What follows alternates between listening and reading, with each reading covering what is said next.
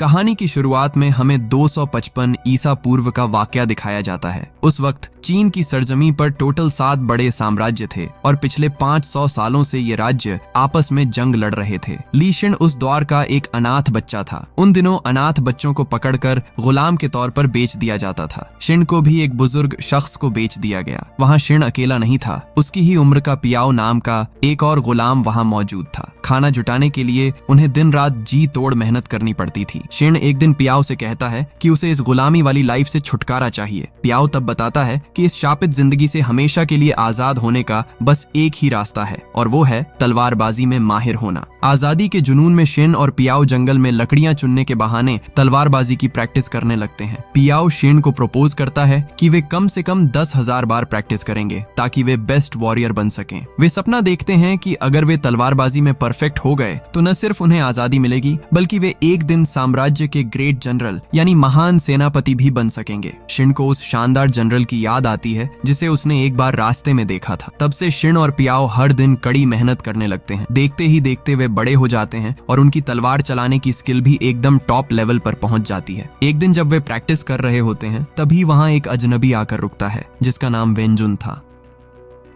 Wenjun एक मंत्री थे। शिन और पियाओ को तलवारबाजी करते देख वह हैरान रह गए और उन्होंने पूछा कि यह हुनर उन्होंने किससे सीखा है। शिन ने बताया कि उन्होंने खुद की मेहनत और कोशिशों से इसे सीखा है। इसके बाद वेंजुन वहां से चले गए। लेकिन जब शिन और पियाओ घर लौटे तो उन्होंने देखा कि वेंजुन पहले से ही उनके बुजुर्ग मालिक के कमरे में बैठे थे। बुजुर्ग ने बताया कि वेंजुन पियाओ को गुलामी से आजाद करा के अपने साथ ले जाने के लिए आए हैं। शिन को लगा कि शायद वेंजुन उन दोनों की स्किल्स देखकर इम्प्रेस हुए हैं, पर मालिक ने साफ कर दिया कि मंत्री सिर्फ पियाओ को ही ले जाना चाहते हैं। बुजुर्ग ने शिन को कमरे में जाने के लिए कह दिया। पियाओ ने मंत्री से रिक्वेस्ट की कि शिन को भी साथ ले लिया जाए, लेकिन वेंजुन अपने फैसले पर अड़े रहे। वह सिर्फ पियाओ को ही ले जाएंगे। विदा लेने के लिए पियाओ ने एक दिन का वक्त मांगा। उस रात शिन और पियाओ आखिरी बार प्रैक्टिस करने उतरे। पियाओ ने शिन का हौसला बढ़ाते हुए कहा कि उसके जाने के बाद भी शिन रेगुलर प्रैक्टिस जारी रखे ताकि फ्यूचर में वे दोनों एक साथ कामयाब हो सकें। शिन ने भी वादा किया कि वह पियाओ को अकेला नहीं होने देगा। वह कड़ी मेहनत करेगा और एक दिन महल जाकर उससे जरूर मिलेगा। पियाओ के जाने के बाद शिन ने अकेले ही बहुत ज्यादा मेहनत शुरू कर दी। उसने अपनी तलवारबाजी की स्किल को उस लेवल पर पहुंचा दिया कि लकड़ी की तलवार से पत्थर तक फोड़ देता था। खुद को और ज्यादा पावरफुल बनाने के लिए वह हर दिन लकड़ियों का भारी बोझ ढोता था। उसका बस एक ही मकसद था, जल्द से जल्द ताकतवर बनकर महल जाना और पियाओ से मिलना। अचानक एक रात शिन के कमरे का दरवाजा किसी ने खटखटाया। दरवाजा खोलते ही शिन हक्का बक्का रह गया। सामने खून से लथपथ हालत में जख्मी पियाओ खड़ा था। शिन चिल्लाकर मालिक से डॉक्टर को बुलाने के लिए कहता है, लेकिन पियाओ उसे रोक देता है। वह बताता है कि महल में राजा के भाई ने बगावत कर दी है। बाकी लोग पियाओ के खून के निशानों का पीछा करते हुए उसे ढूंढ रहे हैं, इसीलिए अगर डॉक्टर को बुलाया गया तो शिन की जान को भी खतरा हो जाएगा। मरने से पहले पियाओ शिन को एक मैप देता है और उसे मैप में बताई गई जगह पर जाने के लिए कहता है। शिन रोने लगता है और पियाओ को मरने से मना करता है क्योंकि उन्होंने साथ मिलकर कामयाब होने का वादा किया था। पियाओ अपनी तलवार शिन के हाथ में थमा देता है और कहता है कि यह तलवार उसकी मौजूदगी की निशानी होगी। वह चाहता है कि शिन उन दोनों की तरफ से ग्रेट जनरल बनने का सपना पूरा करे। इसके बाद ही पियाओ दम तोड़ देता है। बदले की आग में जलते हुए शिन कसम खाता है कि जिसने भी पियाओ को मारा है वह उन्हें नहीं छोड़ेगा। वह पियाओ की तलवार और मैप लेकर तेजी से उस मंजिल की तरफ निकल पड़ता है। इसके कुछ ही देर बाद जूची की लीडरशिप में बागी सैनिकों की एक टुकड़ी उस घर में पहुंच जाती है। बुजुर्ग के घर पर पियाओ की लाश की जांच करने के बाद जूची को समझ आ जाता है कि यह असली राजा की बॉडी नहीं है बल्कि उसका एक हमशक्ल या बॉडी डबल है। वह फौरन जूकोंग क्लैन के एक भाड़े के कातिल को हुक्म देता है कि असली राजा को ढूंढकर उसे खत्म कर दे। साथ ही जूची अपनी फौज को उस पूरे गांव को तबाह करने का ऑर्डर दे देता है। दूसरी तरफ मैप का पीछा करते हुए रास्ते में शिन डाकुओं के एक ग्रुप के चंगुल में फंस जाता है। डाकू उसकी तलवार छीनने की कोशिश करते हैं, लेकिन शिन अकेले ही बड़ी सफाई से उन सबको धूल चटा देता है। इधर राजमहल में राजा का भाई छेंग चियाओ, जो इस पूरी बगावत का मास्टरमाइंड है, अपने भाई को जान से मारे बिना चैन से बैठने को तैयार नहीं है। इस तख्ता पलट में उसे लेफ्ट चांसलर जिए शी और कुछ बड़े जनरल्स का सपोर्ट मिल रहा है। चैंग चियाओ अपने चेलों को ऑर्डर देता है कि जल्द से जल्द उसके बड़े भाई का काम तमाम करें ताकि वह कानूनी तौर पर सिंहासन पर बैठ सके। मैप में दिए गए पते पर पहुंचने के बाद शिन को एक टेंट दिखाई देता है। अंदर घुसते ही वह सन्न रह जाता है। वहां बैठा हुआ शख्स हूबहू पियाओ जैसा दिख रहा था, लेकिन वह शख्स एकदम शांत और बेअसर था।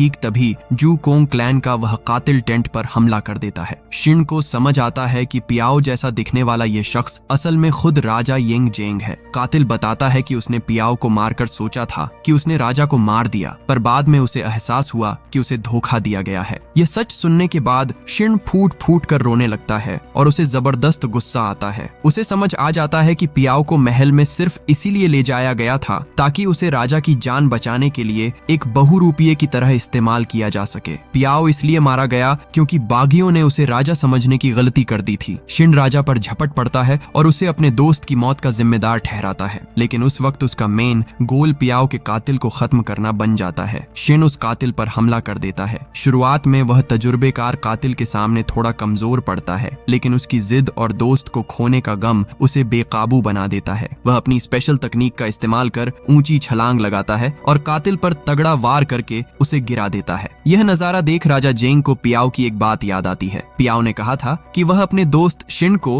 राजा की हिफाजत के लिए भेजेगा और शिन इतना पावरफुल है कि राजा को फिक्र करने की कोई जरूरत नहीं है। जब शिन उस कातिल को खत्म करने वाला होता है तब वह शख्स रोने गिड़गिड़ाने लगता है और अपने बच्चे की दुहाई देकर जान की भीख मांगता है। वह कहता है कि अगर वह नहीं रहा तो उसका बच्चा गुलाम बन जाएगा। शिन के दिल में थोड़ी दया तो जागती है, लेकिन राजा जेंग बिना किसी झिझक के तलवार चलाकर उस कातिल को उसी वक्त मौत के घाट उतार देते हैं। जेंग कहते हैं कि उन्हें बचाने के चक्कर में पहले भी कई लोग अपनी जान गंवा चुके हैं, जिनमें से पियाओ भी एक था। दूर से उन्हें दिखाई देता है कि बागियों ने शिन के गांव को जला दिया है और उनकी करंट लोकेशन को भी चारों तरफ से घेर लिया है। ठीक उसी वक्त उल्लू जैसे अजीब कपड़ों में दियाओ नाम के एक लड़के की एंट्री होती है। दियाओ बताता है कि वह भागने का एक सीक्रेट रास्ता जानता है, लेकिन इसके बदले वह ढेर सारे पैसों की डिमांड करता है। शुरुआत में शिन को उस पर यकीन नहीं होता क्योंकि उसने अपना चेहरा ढका हुआ था। बाद में जब दियाओ अपना नकाब हटाती है तो पता चलता है कि वह असल में एक लड़की है। वह उन दोनों को एक गुफा के रास्ते ले जाने लगती है। रास्ते में जेंग शिन को बताते हैं कि पियाओ पहले से जानता था कि इस काम में कितना खतरा है, फिर भी वह खुशी खुशी राजा का हमशक्ल बनने को तैयार हुआ था। जेंग तब शिन को दो ऑप्शन देते हैं, या तो वह वापस अपनी पुरानी गुलामी वाली जिंदगी में लौट जाए या फिर सिंहासन वापस पाने की लड़ाई में राजा की मदद करे। पियाओ की आखिरी ख्वाहिश और ग्रेट जनरल बनने के सपने को याद करते हुए शिन जेंग की मदद करने के लिए मान जाता है।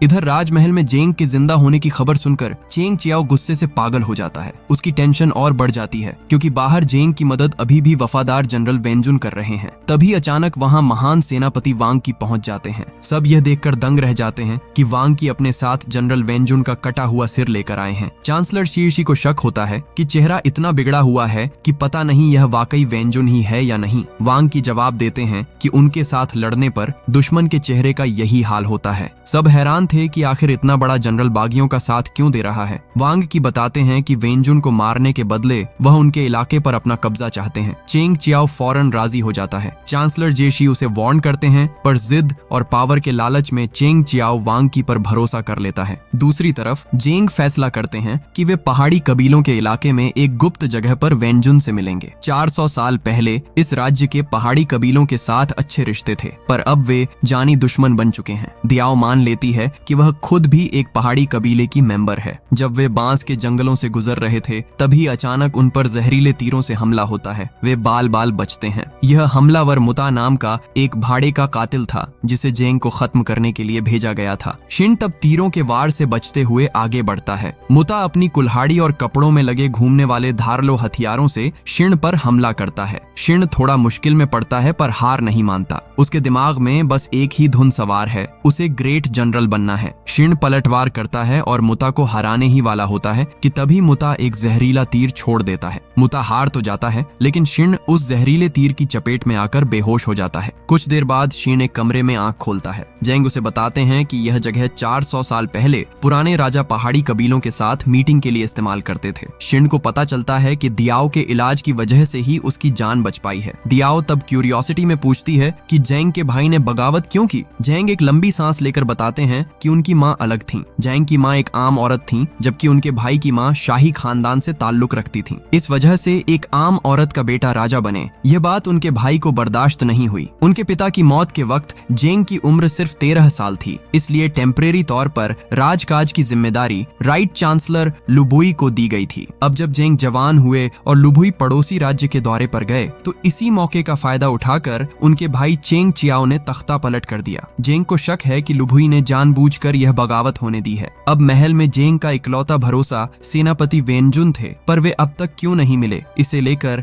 जेंग फिक्रमंद थे। अगली सुबह सैनिकों की एक टुकड़ी उस जगह को घेर लेती है। शिन और बाकी लोग अलर्ट हो जाते हैं, पर पता चलता है कि वे दुश्मन नहीं बल्कि खुद सेनापति वेनजुन और उनकी फौज है, यानी वेनजुन अभी भी जिंदा हैं। दूसरी तरफ महल में चेंग चियाओ को लग रहा है कि वेनजुन मारे जा चुके हैं और उसके भाई का अब कोई सपोर्टर नहीं बचा। अब उसके सिंहासन के रास्ते में इकलौता रोड़ा लुबुई है, जिसके पास कई लाख सैनिक हैं। इसलिए चेंग चियाओ अपने 80,000 सैनिकों के साथ लुबुई का सामना करने की तैयारी करने लगता है। दूसरी तरफ वेनजुन उस रात की कहानी सुनाते हैं जब बगावत शुरू हुई थी। वह पियाओ को राजा बनाकर सीक्रेट रास्ते से निकाल रहे थे, लेकिन तभी अचानक जनरल वांग की और उनकी विशाल फौज ने उनका पीछा शुरू कर दिया। महान सेनापति वांग की के खिलाफ जीतना नामुमकिन समझकर वेनजुन जब लगभग उम्मीद छोड़ चुके थे, तब पियाओ ने बड़ी बहादुरी से चिल्लाकर सैनिकों का हौसला बढ़ाया। पियाओ ने खुद को दांव पर लगाकर जनरल की फौज का ध्यान अपनी तरफ खींच लिया ताकि बाकी लोग सुरक्षित निकल सकें। वेनजुन और बाकी लोग ताकि राजा जेंग को बचाकर सेफ जगह ले जा सकें, इसके लिए पियाओ ने जान की बाजी लगाकर जनरल वांग की फौज का ध्यान भटकाया था। पियाओ की बहादुरी की यह कहानी सुनकर शिन को बहुत गर्व महसूस होता है और जंग के लिए उसका जोश और बढ़ जाता है। वेनजुन तब सलाह देते हैं कि उन्हें अभी कोई कदम नहीं उठाना चाहिए, बल्कि चांसलर लुबुई के वापस आने का इंतजार करना चाहिए। लेकिन जेंग इस बात से सहमत नहीं होते। जेंग को शक है कि लुबुई असल में उनकी मदद नहीं करेगा, बल्कि चेंग चियाओ के गद्दी पर बैठने के बाद लुबुई उसके गुनाह फाश करके उसे हटा देगा और खुद राजा बनने की प्लानिंग कर रहा है। जेंग का मानना है कि अगर अभी एक्शन नहीं लिया गया तो यह राज्य टुकड़ों टुकड़ों में बंट जाएगा। लेकिन प्रॉब्लम यह थी कि उनके पास महल पर हमला करने के लिए काफी सैनिक नहीं थे। ठीक तभी दियाओ को देखकर वेनजुन के दिमाग में एक आइडिया आया, पहाड़ी कबीलों की मदद लेना।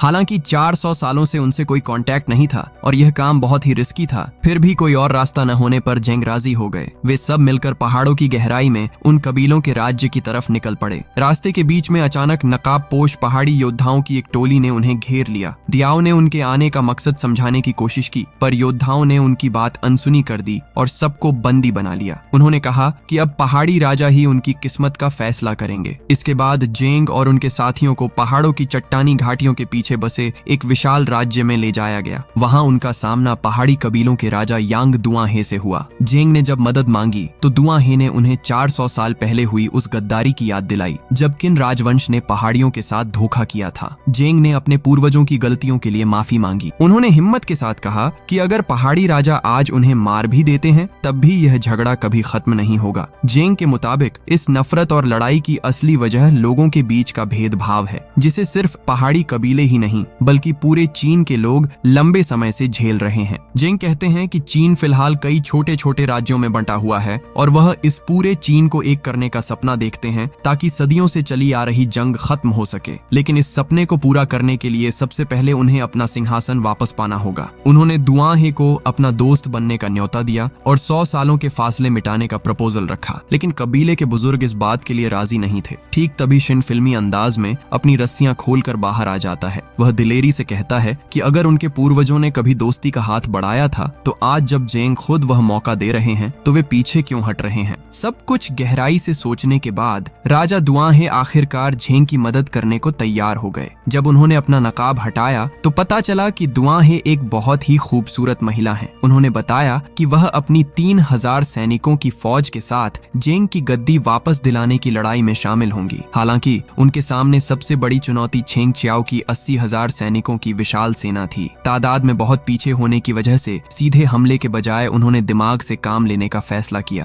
प्लान के मुताबिक जेंग और उनके साथियों ने पहाड़ी योद्धाओं का भेष धर लिया और नकाब पहनकर राजमहल की तरफ चल पड़े। महल के सामने पहुंचकर दुआहे ने गार्ड्स को बताया कि वह चेंग चियाओ के साथ हाथ मिलाने आई हैं। जेंग जानते थे कि चांसलर लुबुई को रोकने के लिए चेंग चियाओ पागलों की तरह एक्स्ट्रा सैनिकों की तलाश में है, इसलिए वह इस ऑफर को ठुकराएगा नहीं। चेंग चियाओ के नुमाइंदे ने कहा कि सिर्फ राजा दुआन हे और उनके साथ केवल 50 योद्धाओं को ही अंदर आने की इजाजत मिलेगी। शिन टेंशन में आ गया क्योंकि सिर्फ 50 लोगों के साथ इतनी बड़ी फौज से लड़ना लगभग नामुमकिन था। लेकिन जेंग ने समझाया कि उन 80,000 सैनिकों का बड़ा हिस्सा फिलहाल महल से काफी दूर तैनात है, उनके वापस आने से पहले ही काम तमाम करना होगा। इसके बाद दुआन हे, जेंग और शिन समेत वे 50 लोग महल के अंदर दाखिल हुए। बीच रास्ते में एक सेनापति ने उन्हें हथियार जमा करने का ऑर्डर दिया, पर दुआन हे ने मना कर दिया। उन्होंने दलील दी कि 400 साल पहले हुए धोखे की वजह से वह अब आसानी से किसी पर भरोसा नहीं करती। लुबुई के खिलाफ एक्स्ट्रा पावर की जरूरत होने की वजह से चांसलर जिएशी ने आखिरकार उन्हें हथियारों के साथ अंदर जाने की परमिशन दे दी। उन्होंने सोचा कि सिर्फ 50 लोग महल के अंदर के सैनिकों का क्या बिगाड़ लेंगे, लेकिन गेट खुलते ही हमला शुरू हो गया। जेंग ने बिजली की रफ्तार से किले के गार्ड्स को धूल चटाई और अंदर के सारे सैनिकों को हराकर किले का फाटक बंद कर दिया ताकि बाहर से कोई अंदर न आ सके। जेंग अपनी फौज को 2 हिस्सों में बांट देते हैं। पहली टीम में खुद जेंग,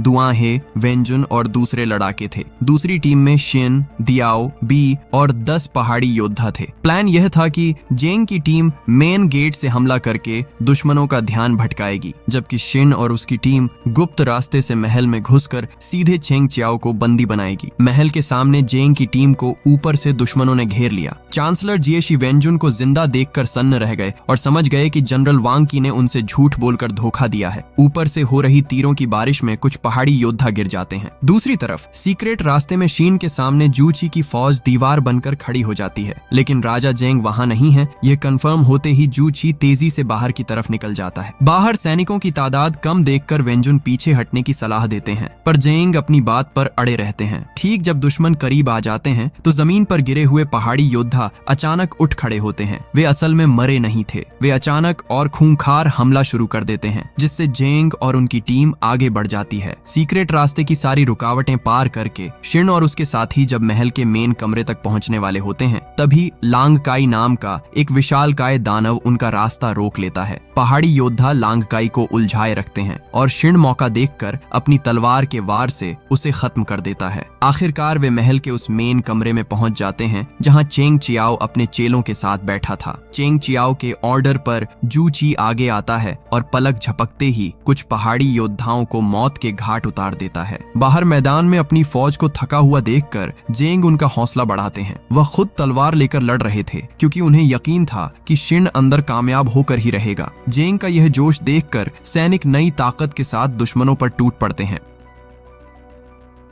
अंदर जूची और शिन के बीच खूनी जंग शुरू होती है। जूची इतना पागल हो जाता है कि रास्ते में आने वाले अपने ही अधिकारियों को मारना शुरू कर देता है। बी जब शिन की मदद के लिए आता है तो जूची उसे भी जख्मी कर देता है। जूची शिन का मजाक उड़ाते हुए कहता है, एक गुलाम के मुंह से जनरल बनने का सपना शोभा नहीं देता। ये सुनकर शिन को पियाओ और उनके साझा सपने की याद आती है और वह दोगुनी ताकत से खड़ा होता है। वह साबित करना चाहता है कि सपना देखने का हक सबको है। शिन अपनी उस खास ड्रिलिंग स्वॉर्ड तकनीक का इस्तेमाल करके जूची का काम तमाम कर देता है। जूची की मौत देखकर डर के मारे सारे अधिकारी वहां से भाग जाते हैं। हालत बिगड़ती देख चेंग चियाओ महल से भागकर बाहर मदद मांगने की कोशिश करता है। बाहर जेंग को देखकर वह सैनिकों को उन्हें मारने का हुक्म देता है, पर जेंग के खौफ के आगे कोई भी सैनिक आगे बढ़ने की हिम्मत नहीं जुटा पाता। जेंग तब धीरे धीरे अपने भाई की तरफ कदम बढ़ाते हैं। जेंग आगे बढ़कर अपने सौतेले भाई चेंग चियाओ को सबक सिखाते हैं। वह उसे मारकर जमीन पर गिरा देते हैं। हार पक्की देखकर भी चांसलर जिएशी और उसकी बची कुची फौज हार मानने को तैयार नहीं थी। जिएशी पीछे से जेंग को खत्म करने का ऑर्डर देता है। ठीक उसी वक्त वहां अपनी फौज के साथ महान सेनापति वांग की एंट्री होती है। जेशी उनसे जेंग पर हमला करने की मिन्नतें करता है, पर वांग की एकदम शांत खड़े रहते हैं। वांग की जेंग के पास जाकर सवाल करते हैं कि आखिर क्यों वह अपनी जान हथेली पर रखकर सिंहासन वापस लेने आए हैं। जब वह भागकर सुकून की जिंदगी जी सकते थे तो यह रिस्क क्यों लिया। जेंग बड़ी मजबूती से जवाब देते हैं कि वह पूरे चीन को एक करके इस 100 सालों की जंग को खत्म करना चाहते हैं। वह अखंड चीन के इकलौते राजा बनना चाहते हैं। वांग की उन्हें आगाह करते हैं कि इस सपने का मतलब है बेहिसाब खून खराबा